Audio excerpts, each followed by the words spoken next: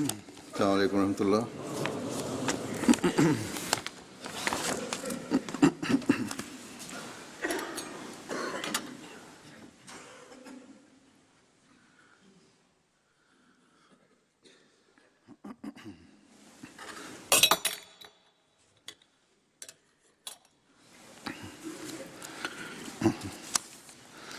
أشهد أن لا إله إلا الله وحده لا شريك له وأشهد أن محمدا عبده ورسوله أما بعد فأعوذ بالله من الشيطان الرجيم بسم الله الرحمن الرحيم الحمد لله رب العالمين الرحمن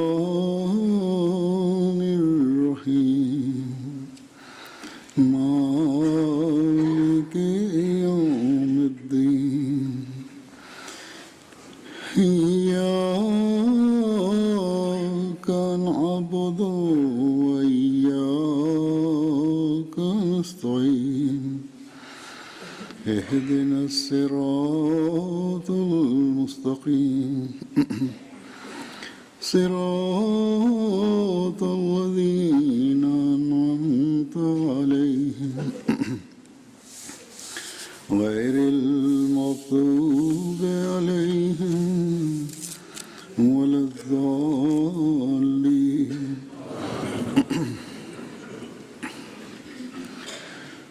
गुज़श्ता जुमले में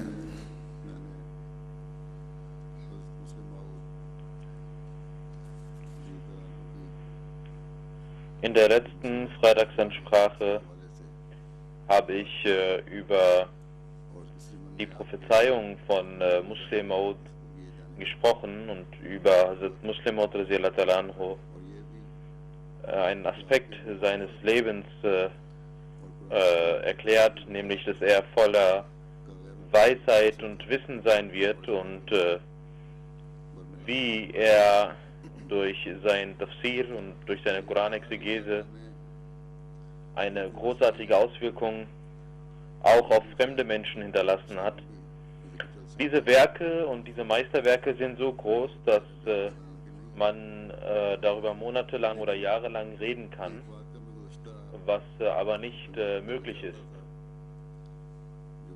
Aber ich wollte in der letzten Freitagsansprache eine Sache sagen, die ich aufgrund der fehlenden Zeit nicht sagen konnte. Diese werde ich heute nachholen.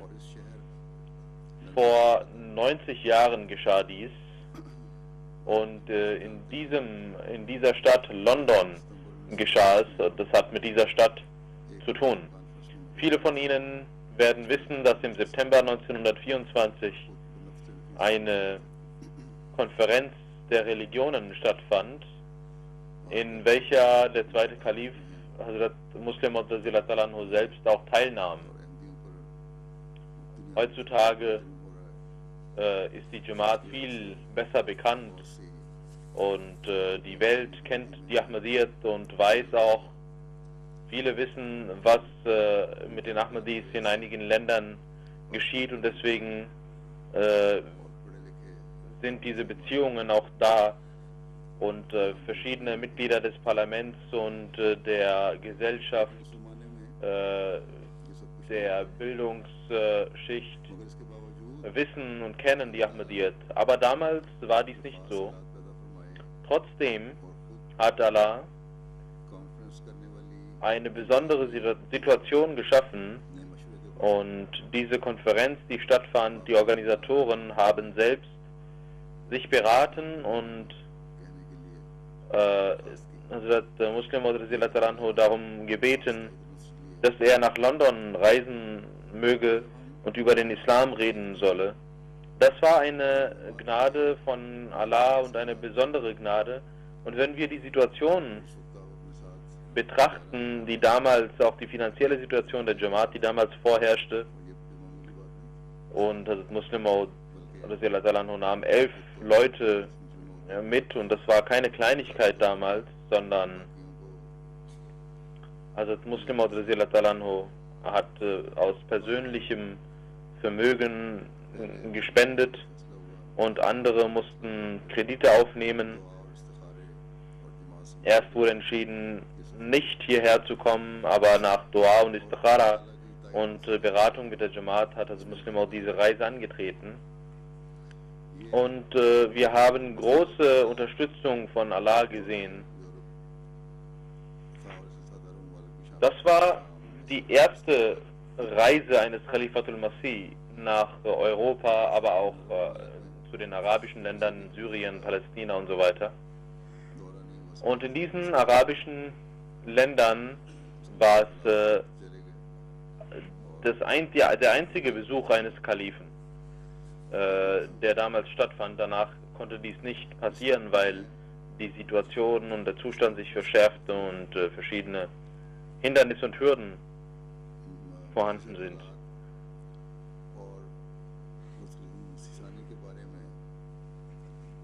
Ich werde einige Begebenheiten aus dieser Konferenz zeigen und auch einige Kommentare von fremden Menschen über Hazrat Muslim Maud, wo wir sehen, wie Allah Hazrat Muslim Maud geleitet und geführt hat.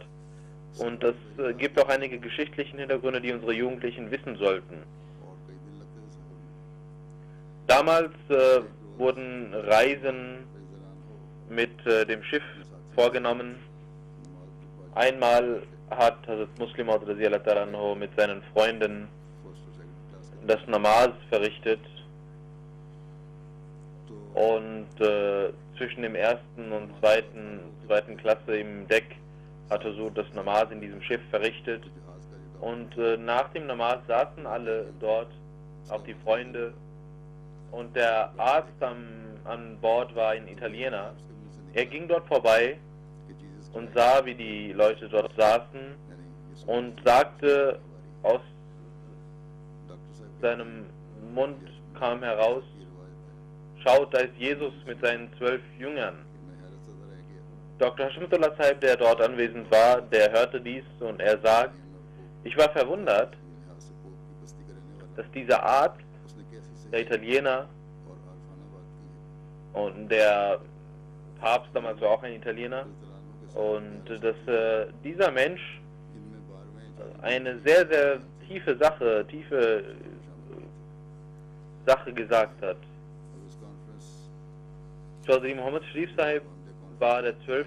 Mensch, der dort anwesend war, der auf seine eigenen Kosten anwesend war. Der geschichtliche Hintergrund dieser Konferenz, den werde ich kurz zeigen. Anfang 1924 wurde William Loftus hier, der sozialistische Führer damals, er sagte, dass man neben dieser Wembley-Ausstellung, die dort immer stattfand, auch eine Wembley-Konferenz, eine Religionskonferenz stattfinden lassen sollte, damit man dort verschiedene Repräsentanten der Religionen einlädt, die dann über ihre Religion, über ihren Glauben sprechen. Die Organisatoren dieser Ausstellung, unter denen auch Orientalisten waren, die stimmten dem zu, und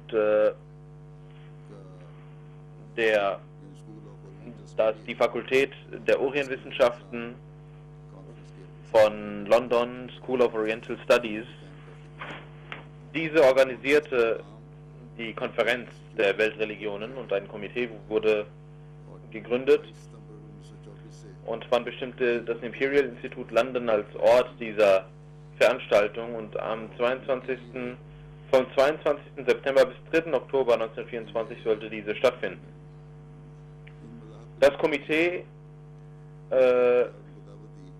gab wählte die Religionsvertreter von Islam, Buddhismus, Parsi, Sikhismus, Hindus, Sufis, Brahmo Samaj, Arya Samaj, Konfuzianismus und so weiter, wählte diese Vertreter aus. Und damals war Hazrat Abdul Rahim Sahib Dard, Radiyallahu Ta'ala Anhu, der seit 1923 in London war. Er lebte dort, aber er konnte nicht Bescheid wissen über diese Konferenz, er wusste nicht Bescheid über diese Konferenz.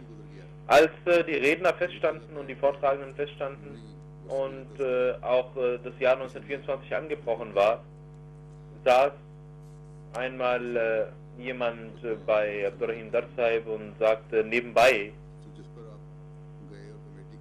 vor Maulana Abdul Rahim Sahib,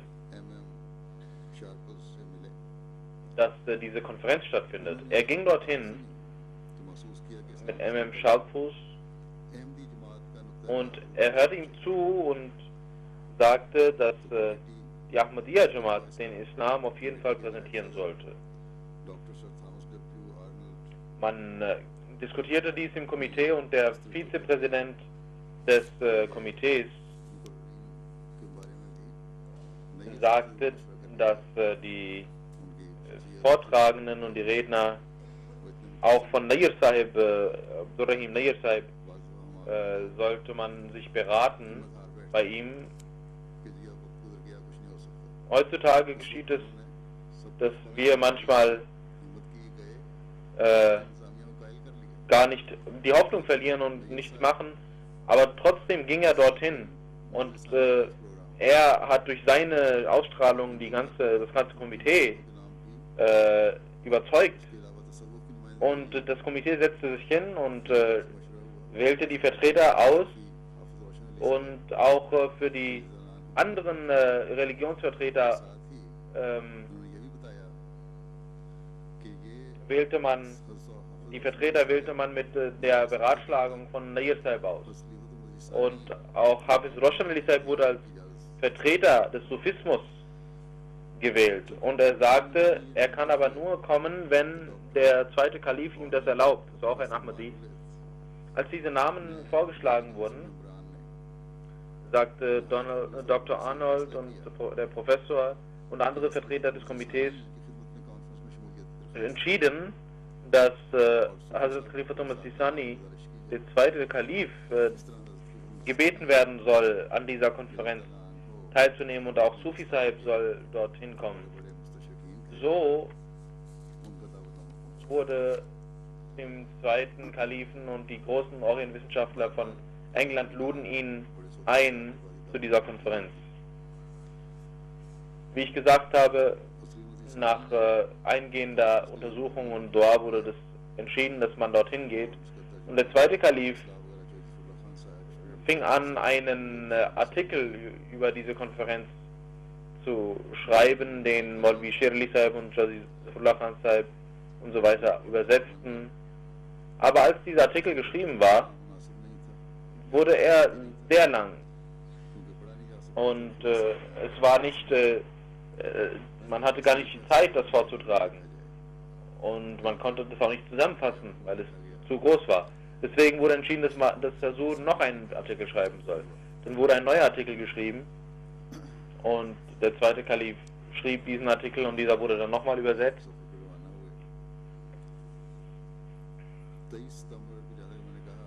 Und er begann die Reise. Am 23. September 1924 sollte die Konferenz beginnen. Und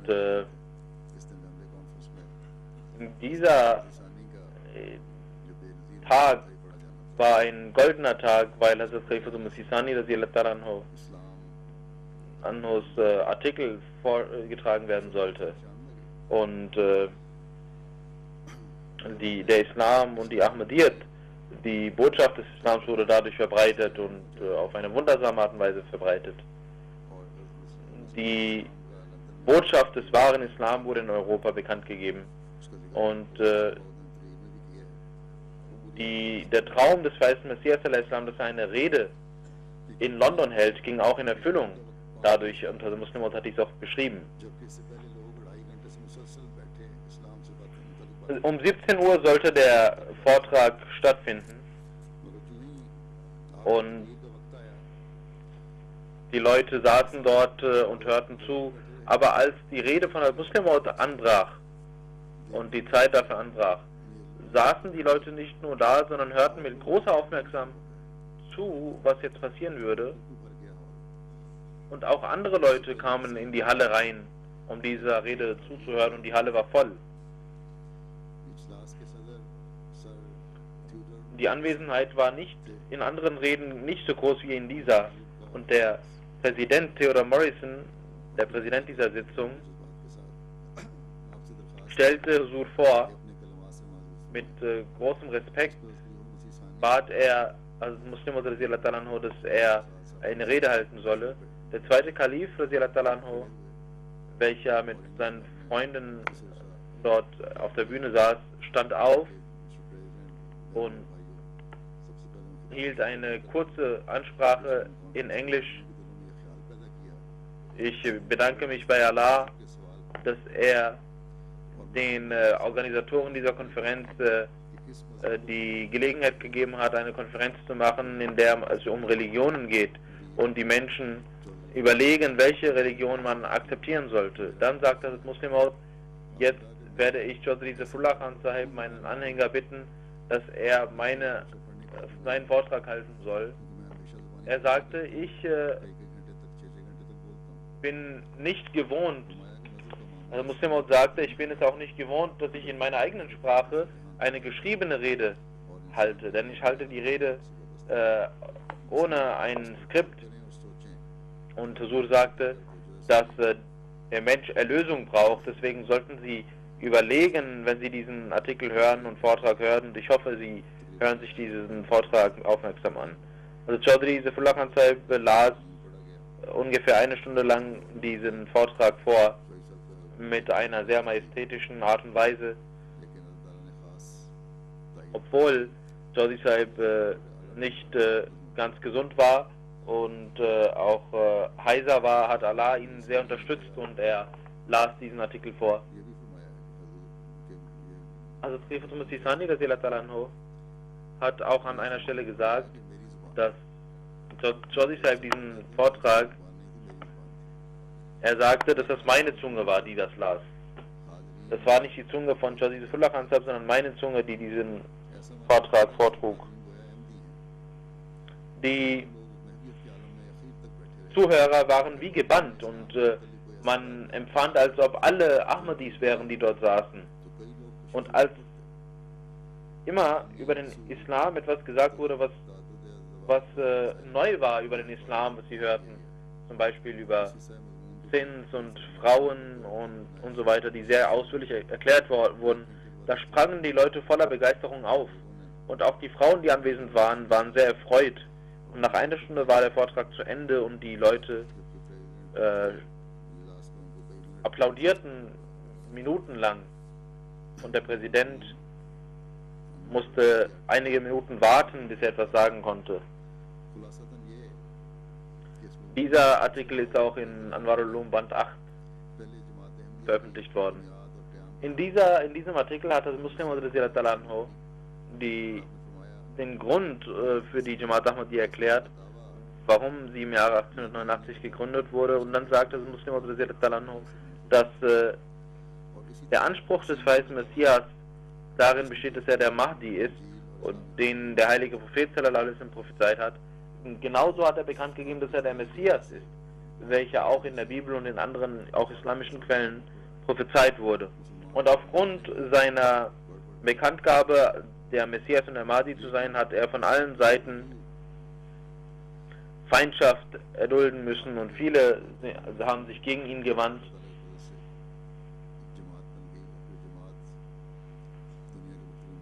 Trotzdem versammelten sich um ihn herum viele Leute und eine Jamaat wurde gegründet, und auch in den verschiedenen Ecken der Welt wurde diese Jamaat gegründet. Ich bin dabei, die Zusammenfassung dieses Vortrags Ihnen zu erklären. Das ist eine ganz kleine Zusammenfassung, die ich gerade vortrage. Obwohl dieser Vortrag kurz ist, hat man auch eine Stunde gebraucht dafür. Und der erste Vortrag, Ahmadiyyat, der wahre Islam, das ist ein dickes Buch. Ein ganzes Buch. Dann hat das Muslim Maud erklärt, dass nach dem festen Messias das Khilafat gegründet wurde und in Dutzenden Ländern wurde die Jamaat gegründet. Viele Menschen traten dem Islam bei und der Jamaat bei. Dann sagt also Muslim Maud, dass das die Zeit ist, in welcher der verheißene Messias kommen sollte, denn das war die Zeit, die prophezeit wurde. Und die Endzeit, diese Zeit ist es, in der Reformer und der Messias und der Mahdi kommen sollte. Und viele verschiedene Zeichen sprechen dafür. Dann hatte auch der verheißene Messias gesagt, dass Allah mit seinen frommen, rechtschaffenen Menschen spricht, ihre Gebete erhört, dass er der Gnädige ist, dass er die Menschen liebt, dass er den verheißenen Messias geschickt hat, um die Welt zu reformieren. Und der verheißene Messias war es, der den Menschen gezeigt hat, was die Einheit Gottes ist. Und auch heute sehen wir Beweise für das Lebendigsein Gottes. Und das Muslim erklärte auch ganz offensichtlich, dass falls es eine Religion gibt, wenn eine Religion den Menschen nicht mit Gott verbinden kann, dann ist das keine Religion. Und das Muslim hat über die Stellung der Propheten gesprochen und über die Beziehung von Menschen und Gott. Und das Muslim erklärte auch, dass der verheißene Messias al-Islam mit Weitsicht dies erklärt hat, dass der heilige Koran zwar das letzte und vollkommene Buch ist, aber das heißt nicht, dass der Mensch seinem Ende angelangt ist, sondern die Schönheit des letzten Buchs zu sein besteht darin, dass darin Schätze verborgen sind, die jederzeit Gott hervorruft, und derjenige, der diese sucht und aufrichtig sucht, wird diese finden. Wer diese Schätze aufrichtig und mit Ernsthaftigkeit sucht, ihm öffnen sich diese Schätze, auch spirituelle, wissenschaftliche Schätze, die ihm eröffnen, Schätze des Heiligen Koran, die ihm nach seinem Geschmack und nach seinem Vermögen geöffnet werden. Dann sagt also Muslim, dass der Heilige Koran auch den Einwand beseitigt, der auf die Muslime gemacht wird, dass der Islam sich mit dem Schwert verbreitet hat. Und also Muslim hat den Vers, es gibt keinen Zwang im Glauben, erklärt und erklärt, wann man Kriege führen kann und dass dann Kriege geführt werden, wenn der Islam angegriffen wird und dem Islam geschadet wird. Und genauso über Zins, über Sklaverei, über Mehrehe, über Scheidung, über das Leben nach dem Tod, über moralische Werte. Das waren Punkte, die Muslim in seinem Vortrag erläuterte. Dann auch Beweise für die Wahrhaftigkeit des verheißenen Messias al-Islam, dass welche Zeichen Gottes für seine Wahrhaftigkeit gezeigt wurden. Dann hat das Muslim in diesem Vortrag auch einen Traum des verheißenen Messias al-Islam erklärt. Und der verheißene Messias hat geträumt, dass er auf der Bühne in London einen Vortrag hält über den Islam. Und nach dieser Ansprache hat der verheißene Messias einige Vögel bekommen. Und das Muslim sagte, dass in Stellvertretung des verheißenen Messias al-Islam jemand kommen wird und diese Rede halten wird, und Engländer in die Jamaat eintreten werden. Und diese Prophezeiung ging auch in Erfüllung. Und Hazrat Muslim Anhu sagte auch über den Vers Messias al-Islam, wer frei von Vorurteilen 40 Tage lang betet, um die Wahrheit zu erfahren, dem wird die Wahrheit eröffnet. Und zum Schluss beendete Hazrat Muslim den Vortrag und sagte, meine lieben Schwestern und Brüder, ihr habt das Licht Gottes aufblitzen sehen. Und jeder, der als ein Roman galt und als eine Geschichte galt, den habt ihr gesehen. Ihr habt Gott gesehen und durch den Propheten habt ihr die Majestät Gottes gesehen. Durch einen Propheten, der vorhergesagt wurde von Noah bis Muhammad sallallahu alaihi wasallam und dass er kommen wird. Allah hat euch das eröffnet, dass ich nicht nur Gott für jene bin, die gestorben sind, sondern auch Gott für jene bin, die leben. Und nicht nur Gott für jene Menschen sind, die schon weg sind, sondern auch die kommen werden. Deswegen sollt ihr dieses Licht in euren Herzen aufnehmen, o ihr Brüder und Schwestern. Dieses Leben ist vergänglich, aber es ist ein Fehler zu glauben, dass danach nichts mehr sein wird. Die Seele wurde geschaffen, um ewig zu leben. Diese Ewigkeit, die der Mensch sucht, das ist ein Weg, den der Mensch von der Geburt an beschreitet. Und bis zu seinem Tod passiert dies.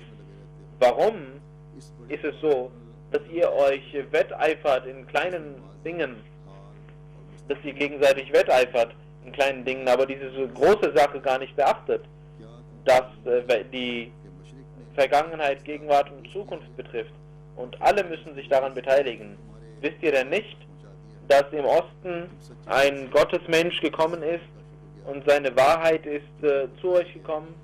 Ihr sollt mit wahrem Herzen dankbar sein, ob dieser Gnade, die euch zuteil wurde, damit große Segnungen auf euch kommen. Und ihr sollt rennen, um diese Segnungen zu bekommen, damit seine Liebe für euch entfacht wird. Warum ist es so, dass ihr alle Dinge mit Hass begegnet, die für euch sind, die euch für euren Profit sind, für euren Nutzen sind? Ihr betet zwar keine Götzen an, aber ihr betet Götzen an, die nichts haben und die kein Leben euch bieten. Ihr sollt diesen Wein, göttlichen Wein trinken. Dieser göttliche Wein wird euch nicht berauschen, sondern wird euch festigen. Ihr sollt fröhlich sein, o ihr Freunde der Braut. Das ist eine Prophezeiung aus der Bibel. Und ihr sollt euch freuen, denn der Bräutigam ist gekommen, der gesucht wurde, auf den gewartet wurde, bis die Augen schwer niederfielen. Dieser ist gekommen und beleuchtet eure Augen.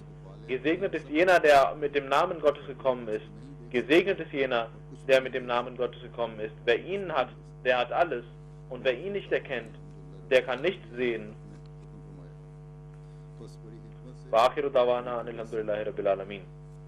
So endete Muslim die Rede.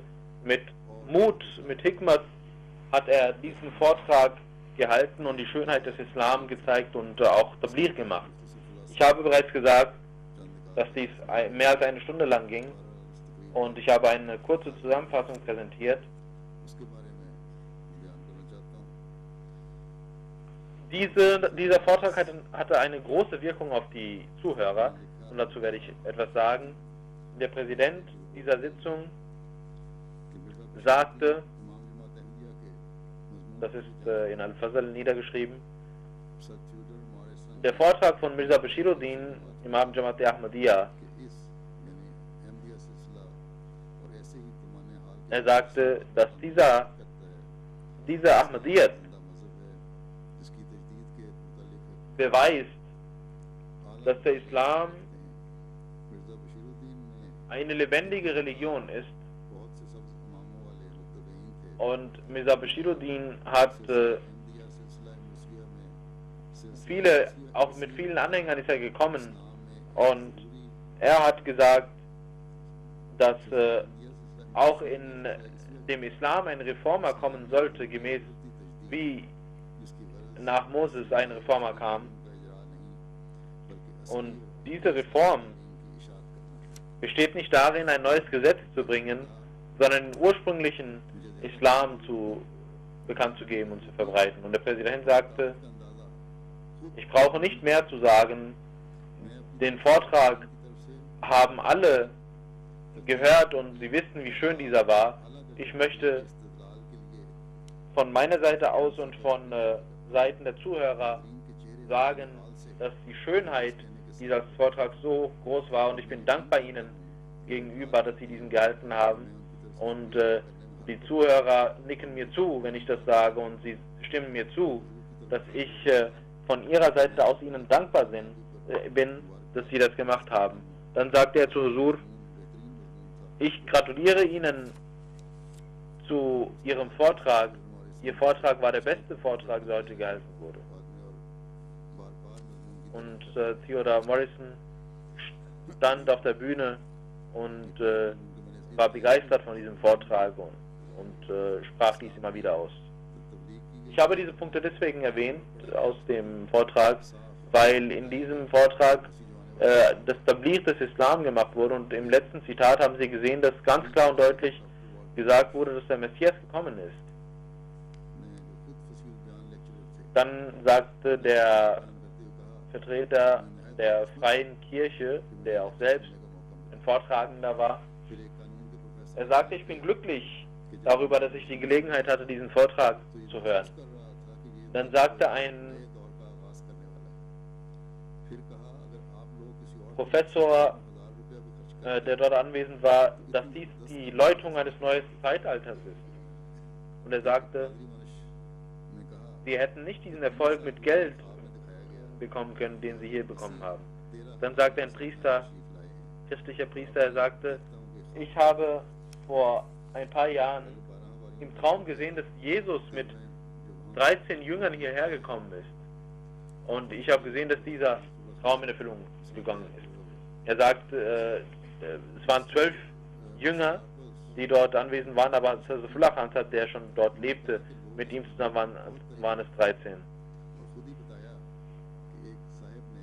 Der Sekretär der Konferenz sagte, dass die Menschen, die Zuhörer, begeistert sind von diesem Vortrag, und er sagte, dass jemand, ein Zuschauer gesagt hat, dass es scheint, als ob dieser Mensch der Reformer dieser Zeit ist.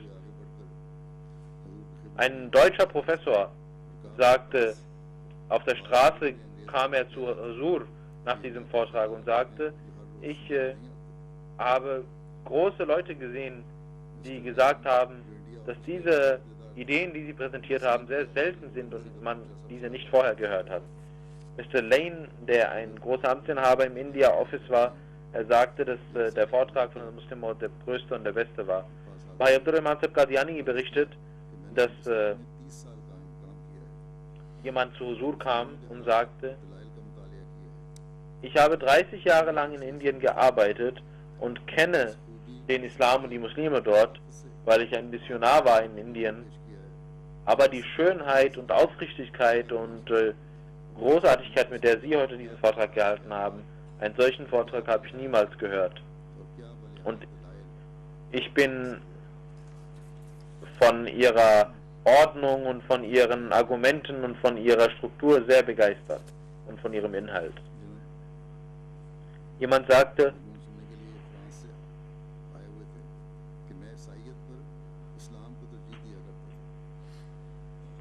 er war aus Frankreich anwesend.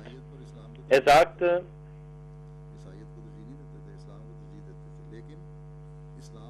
ich war immer der Meinung, dass der Islam eine großartige Religion ist, und ich war davon überzeugt, dass der Islam größer ist als das Christentum. Aber ich dachte auch, dass der Buddhismus größer ist als der Islam. Aber nach Ihrem Vortrag muss ich sagen, dass der Islam die größte Religion ist. Sie haben den Islam auf eine wundersame Art und Weise präsentiert, Und keine andere Religion kann dies tun. Und ich habe große Auswirkungen verspürt in meinem Herzen.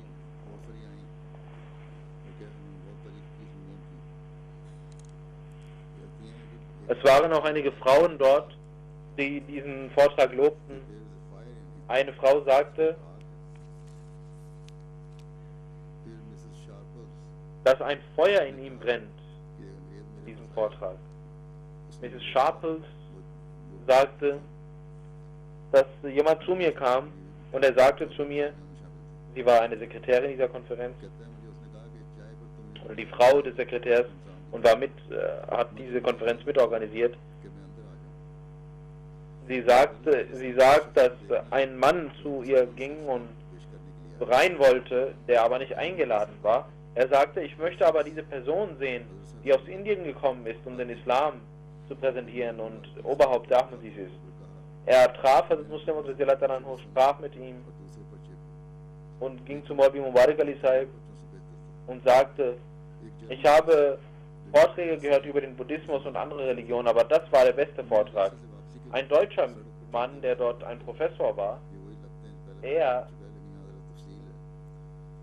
sagte, das habe ich bereits erwähnt, aber hier scheint das ausführlicher Bericht darüber vorhanden zu sein. Dieser deutsche Professor sagte, ich habe viele englische Professoren gesehen, die auf ihren Oberschenkeln ihre Hände schmissen und sagten, das sind seltene Ideen, das sind sehr, sehr gute, seltene Ideen, die man nicht alle Tage hört. Dieser deutsche Professor sagte weiter, dass einige Menschen spontan sagen mussten während des Vortrags, what a beautiful and true principle. Was ist das für ein schönes Prinzip, das der Islam präsentiert?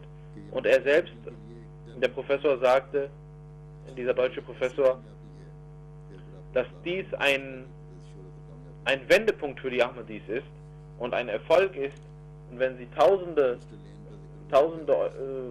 Pfund dafür ausgegeben hätten, dann hätten sie nicht diesen Erfolg gehabt wie mit diesem Vortrag. Ein weiterer großer Amtsinhaber, indischer Amtsinhaber, der dort war, aber dessen Frau nicht dorthin konnte, er erzählte es seiner Frau, und am nächsten Tag kam diese Frau und sagte, dass sie nicht kommen konnte und ihr Mann ihr gesagt hat, wie großartig dieser Vortrag war. Miss Corner, die eine Atheistin war, sie sagte, es war ein sehr schöner Vortrag, sehr hohe Ideen, und es waren Worte, die alle gebrauchten. Eine Frau der Bahai-Religion hörte auch diesen Vortrag zu und ging mit den Ahmadis zu und sagte, meine Gedanken sind völlig neu nach ihrem Vortrag und ich möchte weitere Vorträge von ihnen hören. Eine christliche Frau kam mit ihrer Tochter und hörte und ging zu Muslim und bat ihn, dass er kommen soll, um in ihrem Haus Tee zu trinken. Und Huzur entschuldigte sich, aber sie sagte, nein, sie müssen kommen. Eine Person sagte, dass dieser Vortrag so schön war, dass er pries die Schönheit dieses Vortrags. Ich habe jetzt nur eine Zeitung ausgewählt, Manchester Guardian sagt in der Ausgabe vom 24. September 1924, ein bewegender, rührender Punkt dieser Konferenz war der heutige Vortrag und die heutige Religion, die heute präsentiert wurde. Er sagt, das ist keine neue Sekte, aber ich muss das so nennen, weil das für uns sehr neu ist, was Sie erwähnt haben, was Sie erklärt haben, Prophezeiungen aus der Bibel. Und diese Religion, diese Gemeinde glaubt daran, dass Allah durch seine Offenbarung auch diese Gemeinde gegründet hat, damit er den Islam wiederbelebt und den Menschen zum Islam bringt. Ein Mensch aus Indien welcher einen weißen Turban trägt und eine leuchtende Gestalt hat und der seine Heiligkeit Khalifatul Masih Al-Hajj Mirza Bashiruddin Mahmud Ahmad heißt oder Khalifatul Masih heißt. Er hat diesen Vortrag gehalten mit dem Titel Ahmadiyyat im Islam. Ein Anhänger von ihm las diesen Vortrag vor, ein Anhänger mit roter Mütze las diesen Vortrag vor und mit einer emotionalen und einer eifrigen und emotionalen Schluss hat er seine Rede, seinen Vortrag beendet, dass wir ihm diese Wahrheit erkennen sollen und diese Zeitung schreibt weiter, dass das ein Vortrag war, der die größte Auswirkung hatte. Bhai Abdurrahman Sahib Qadiani sagt, dass nach dem Vortrag eine Resolution zusammengetragen wurde und alle stimmten dem zu, dass solche Vorträge, dass man sich bedankt bei seiner Heiligkeit wegen diesem Vortrag. Ein Professor und Pfarrer kam zu den Ahmadis, war sehr begeistert und kaufte sich Bücher von der Jamaat. Er sprang immer wieder von seinem Stuhl auf und versprach, noch einmal zu kommen und sagte, dass er gerne diese Ideen weiter tragen möchte, die heute genannt worden sind. Dieser Vortrag, der gehalten wurde, und auch der alte Vortrag, der größer war, der nicht getragen werden konnte. Diese beiden Vorträge gibt es auch in englischer Sprache, die wurden übersetzt. Und einige Missionshäuser,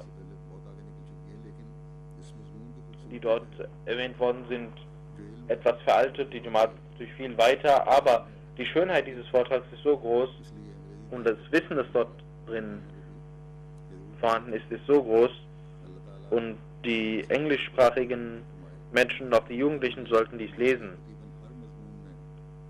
Möge Allah gnädig sein und tausende Segnungen und Gnaden auf das Muslimvolk schicken, der in seinen Reden einen großen Schatz hinterlassen hat, den ich auch in der letzten Freitagsansprache erwähnt habe. Er hat jedes Thema behandelt.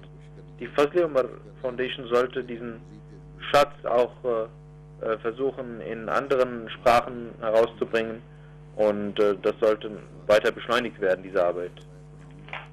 Ich werde heute nach dem Freitagsgebet ein Janaza-Reib verrichten von Kamal Ahmed Gross Sahib aus Dänemark. 1942 wurde er in Dänemark geboren und hat nach seiner Bildung hat er Lehramt studiert und bis 2003 hat er gelehrt, Dänisch und Geografie und Geschichte. Er war Student, als er den Islam annahm.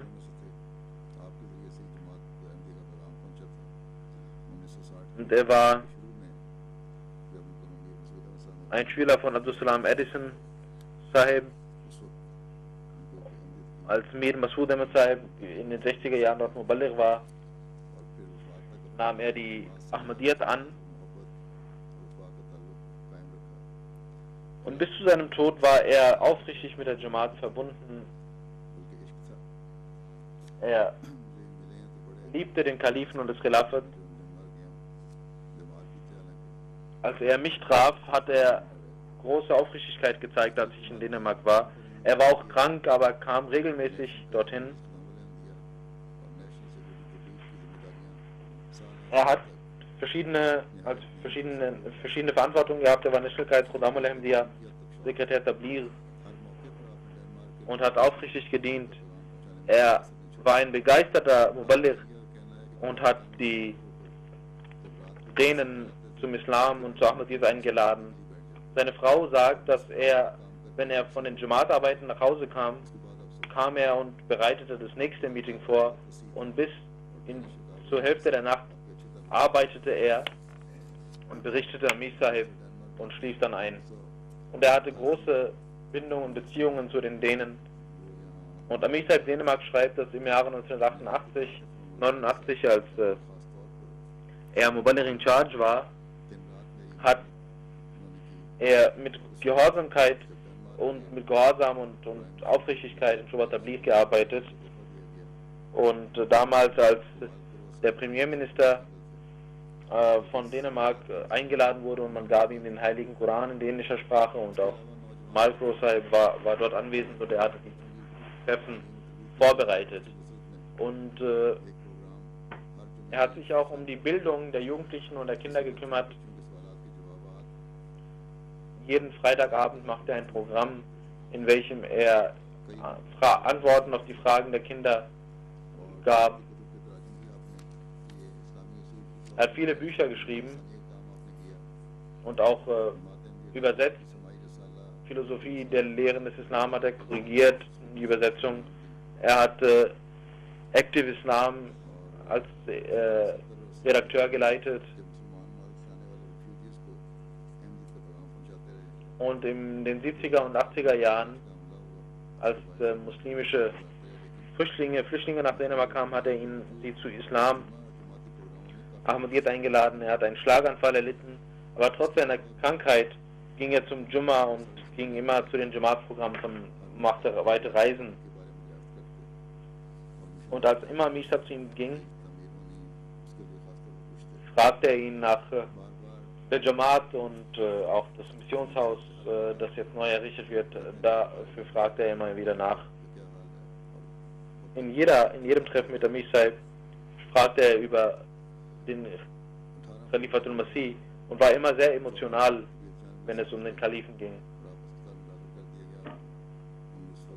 Am 18. Februar 2014 wurde er sehr krank und ging ins Krankenhaus, und am 19. Februar morgens verstarb er um 5:30 Uhr im Alter von 72 Jahren. Inna lillahi wa inna ilaihi raji'un. Er hat eine Frau und 2 Kinder hinterlassen. Und auch die Frau ist sehr aufrichtig und eine Dienerin der Jamaat und übersetzt auch Bücher. Er war auch sehr bekannt und berühmt unter Fremden, unter Nicht-Ahmadis. Die Dänen kannten ihn. Und Hendrik Jensen Sahib sagt, dass Herr Kro eine sehr große Persönlichkeit war, die nicht mehr nur mit uns ist. Und er schreibt weiter, dass wir ihn sehr schätzen. Er war ein sehr aufrichtiger und ein großer Mensch. Ein Mensch, der sehr beliebt war. Und er sagt, ich bin ein Schüler von ihm, und Kamal Sahib war für mich ein Vorbild. Und er hat uns Dinge gezeigt, die uns Leben gegeben haben.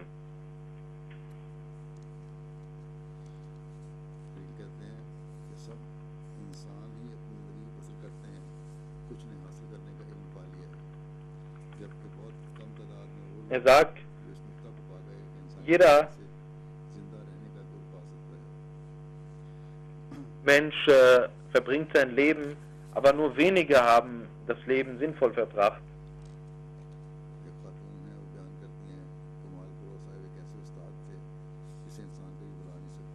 Dann sagt eine Frau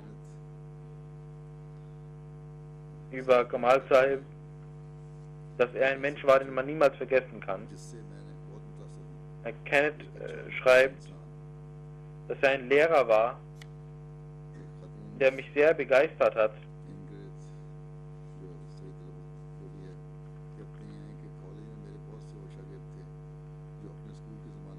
Eine Frau, Ingrid, sagt,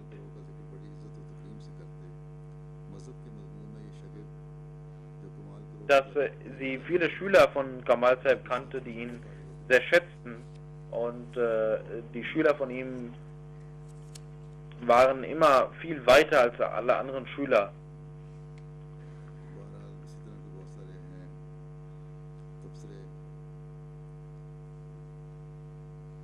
Es gibt auch viele weitere Kommentare über ihn.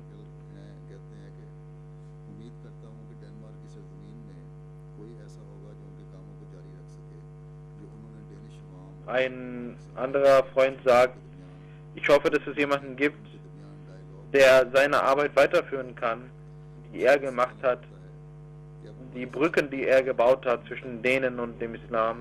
Leider ist es so, dass unsere Gesellschaft immer wieder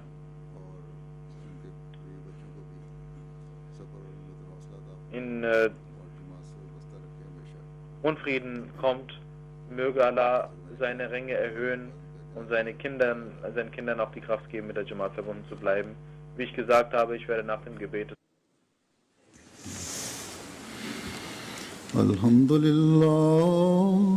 Alhamdulillah, nahmaduhu wa nasta'inuhu wa nastaghfiruhu wa nu'minu bihi wa natawakkalu alayhi wa na'udhu billahi min shururi anfusina wa min sayyiati a'malina.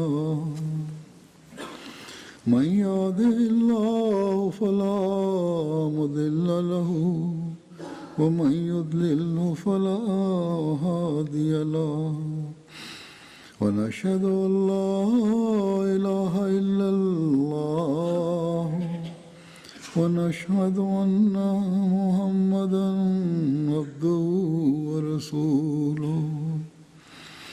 عباد الله رحمكم الله إن الله يأمر بالعدل والإحسان وإيتاء ذي القربى وينهى عن الفحشاء والمنكر والبغي يعظكم لعلكم تذكرون.